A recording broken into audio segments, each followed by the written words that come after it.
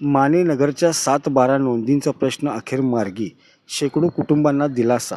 रेंदाळ येथील मानेनगर वसाहतीतील प्लॉटधारकांच्या अनेक वर्षांपासून प्रलंबित असलेल्या 7-12 नोंदींच्या प्रश्नाला अखेर मार्ग मिळण्याची चिन्हे दिसू लागली आहेत. जिल्हा परिषद सदस्य शिवाजी मुरलीधर जाधव यांनी प्रशासनाकडे पाठपुरावा केल्यानंतर अप्पर तहसीलदारांनी प्रलंबित प्रकरणांचा तातडीने निपटारा करून 7-12 नोंदींबाबत एकत्रित आदेश काढण्याची ग्वाही दिली आहे.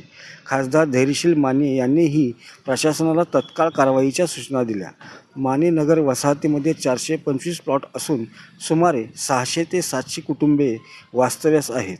प्लॉटधारकांनी रीतसर खरेदी केलेली दस्त असतानाही महसूल विभागाकडून 7-12 पत्रकी नोंदी प्रलंबित ठेवण्यात आल्या होत्या. त्यामुळे रहिवाशांना गृहकर्ज, शासकीय दाखले व इतर कामांमध्ये मोठ्या अडचणींना सामोरे जावे लागत होते.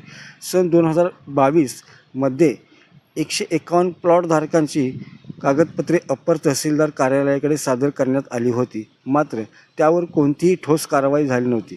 याबाबत शिवाजी जाधव यांच्या नेतृत्वाखालील शिष्टमंडळाने अप्पर तहसीलदारांची भेट घेऊन सर्व पात्र प्लॉटधारकांची नावे 7-12 वर नोंद करून स्वतंत्र उतारे देण्याची मागणी केली.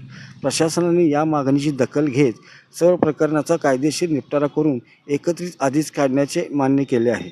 त्यामुळे मानेनगरमधील शेकडो कुटुंबांना मोठा दिलासा मिळणार आहे. यावेळी विजय जाधव, महेश उल्पे, विशाल शिंदे आणि अमित कुंभार उपस्थित होते.